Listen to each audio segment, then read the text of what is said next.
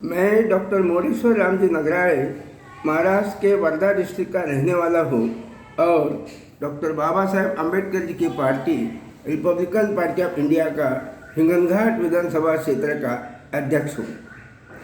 यह वीडियो भारत के विपक्षी दल नेता राहुल गांधी जी ने संविधान सुरक्षा सम्मेलन बिहार की राजधानी पटना में 18 जनवरी 2025 को लिया, उस पर आधारित है।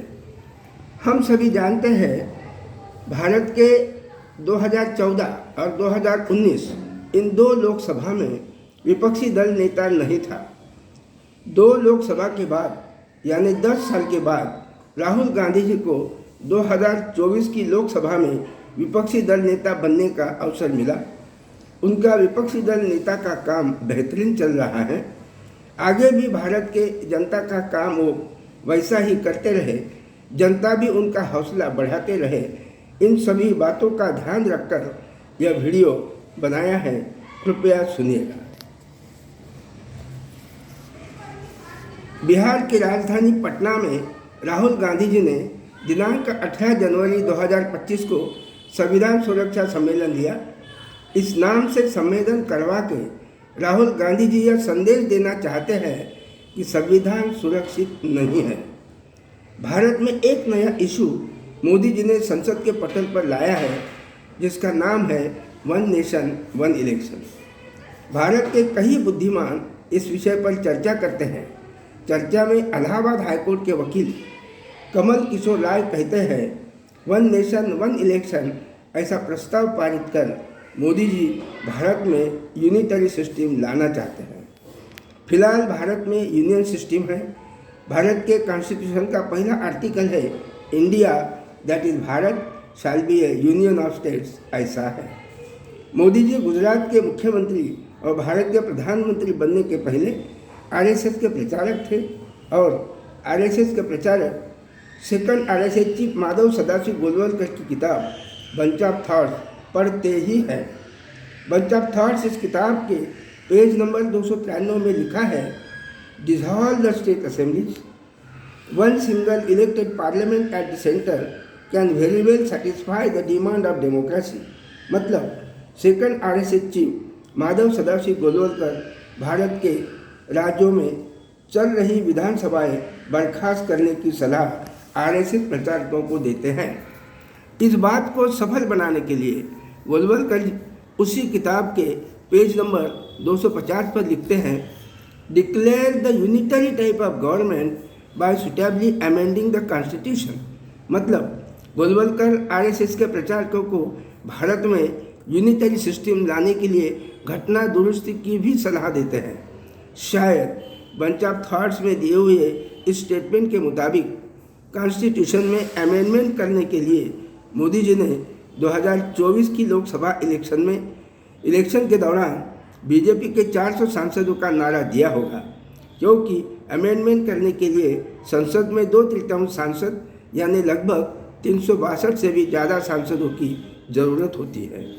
बाबा साहब डॉक्टर भीमराव रामजी अम्बेडकर जी ने 30 सितंबर 1956 को Akhil Bharatiya schedule caste federation को बर्खास्त कर नई party Republican party of India घोषित करने के 67 दिन के बाद बाबा साहब का महापरिनिर्वाण हुआ।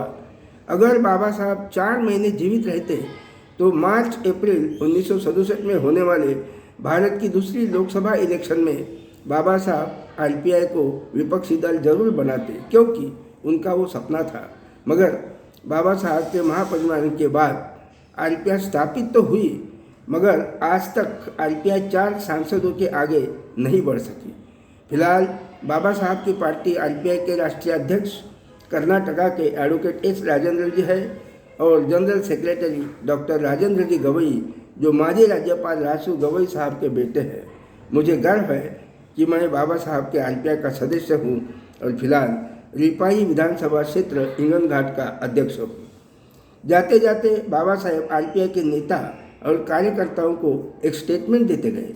वो स्टेटमेंट है, मेरी पार्टी आरपीआई विपक्षी दल हो और वो भारत के राजनीतिक कार्यों का आधार बने। बाबा साहब के कहने के मुताबिक बाबा साहब की आरपीआई विपक्षी दल तो नहीं बनी, मगर विपक्षी दल में क्या ताकत होती है वो बात हमें अच्छी तरह समझ में आ रही है। भारत के सन 2014 और 2019 की दोनों लोकसभा में विपक्षी दल नहीं था। विरोध करने के लिए विपक्षी दल न होने के कारण प्रधानमंत्री मोदी जी ने 2018 में लैटरल एंट्री योजना शुरू की। लैटरल एंट्री योजना बाबा साहब अम्बेडकर जी के विचारों के खिलाफ है। वो कैसे? बाबा साहब चाहते थे SC/ST के लोग मोक्को की जगह पर हो। बाबा साहब के इस स्टेटमेंट के खिलाफ मोदी जी ने लैटरल एंट्री योजना शुरू की, जिसमें सेक्रेटरी, डिप्टी सेक्रेटरी, डायरेक्टर और डिप्टी डायरेक्टर ऐसे मौके के जगह पर प्राइवेट सेक्टर से अनुभवी लोग लेने के नाम पर मोदी जी सवर और जनरल लोग भरते हैं और SC/ST के लोगों की भर्ती उन पदों पर नहीं करते। इस प्रकार की भर्ती बाबा साहब के विचारों के खिलाफ है। जैसे ही यह बात 2024 के लोकसभा विपक्षी दल नेता राहुल गांधी जी के ख्याल में आई, उन्होंने विरोध किया। विरोध करते ही मोदी जी ने लैटरल एंट्री से भर्ती बंद की। यह है ताकत विपक्षी दल की। भले ही बाबा साहब के RPI विपक्षी दल नहीं, RPI का वो काम लोकसभा के विपक्षी दल नेता राहुल गांधी जी ने किया, इसका मुझे फख्र है। इसलिए भारत के तमाम अम्बेडकरवादियों के तरफ से लोकसभा के विरोधी दल नेता राहुल गांधी जी का मैं शुक्रिया अदा करता हूँ। राहुल गांधी जी ने लैटरल एंट्री से भर्ती रुकवाकर SC/ST का नुकसान होने से बचाया।